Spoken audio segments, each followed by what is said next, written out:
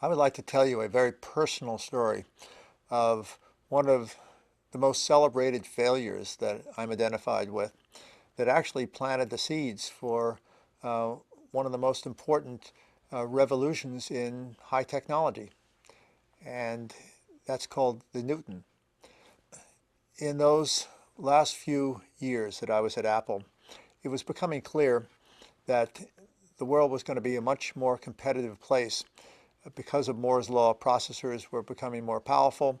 It was becoming more and more realistic that things that used to be done with very complex uh, hardware circuits could now be done with a simple microprocessor and a software operating system, one coming from Intel, the other coming from Microsoft, that could be uh, made available to any company that wanted to make personal computers. They didn't have to have their own unique research and development the way Apple had had for many years. So the proprietary advantages that Apple had with its Macintosh platform were becoming less and less differentiated.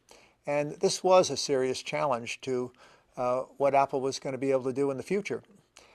At the same time, uh, there were projects going on inside of Apple that were looking at, so what comes after the personal computer on the desktop, or even the personal computer notebook uh, form factor. And this project was called Newton. I didn't start the project, but I was particularly interested in it because this was all about mobile computing devices.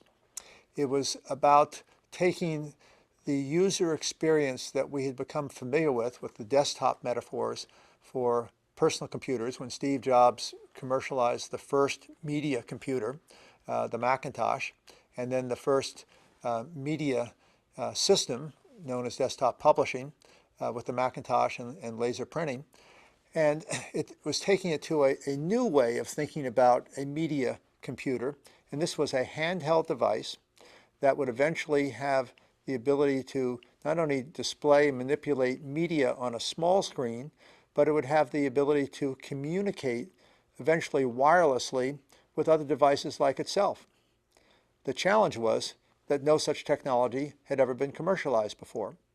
In fact, when we were developing the Newton platform, it meant we were trying entirely new types of user interface. Some worked well, like gestures. Others were not successful, like handwriting recognition. But we were experimenting with lots of different ways with a small screen where you didn't have a natural form factor for a keyboard, that you could start to enter data or you could display data in ways that were different than what you would do when you had a large screen like a notebook or a desktop personal computer. One of the most important things we had to develop was not only an entirely new operating system for this kind of device, but these were low-powered devices. So they were going to run on batteries. And this meant that we had to develop our own low-powered microprocessor because there wasn't one available commercially. And we discovered a company in the United Kingdom called ARM, Advanced Research Machine, or excuse me, Advanced RISC Machine. RISC is a definition for a type of processing, reduced instruction set computing. And this company, which was just a startup, started working with us, and Apple ended up owning 43% of this company, defining its low-powered microprocessor around what's called floating point instructions. And that meant the same type of graphics-based technology that we had developed for the Mac was now going to be possible for a handheld product called Newton. When we introduced the Newton in mid-1993, coincidentally at exactly the time that I was fired from Apple, it was ridiculed because the Newton handwriting recognition didn't work.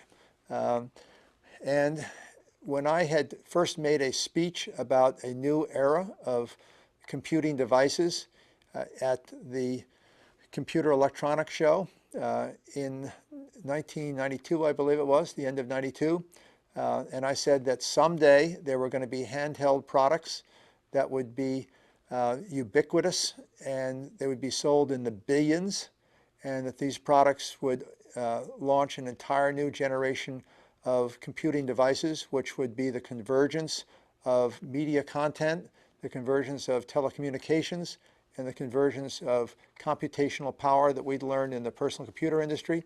I was ridiculed. People said, how can this person stand up there and tell us that the future is going to be about these handheld devices that are going to be sold in the billions, and that months later Apple introduces the first of these devices. I call them PDAs, personal digital assistants. These PDAs were going to be able to do things you couldn't do with a personal computer, and the first one that Apple introduces is based on handwriting recognition, and it doesn't work. So I was publicly ridiculed for coming out with these kinds of proclamations.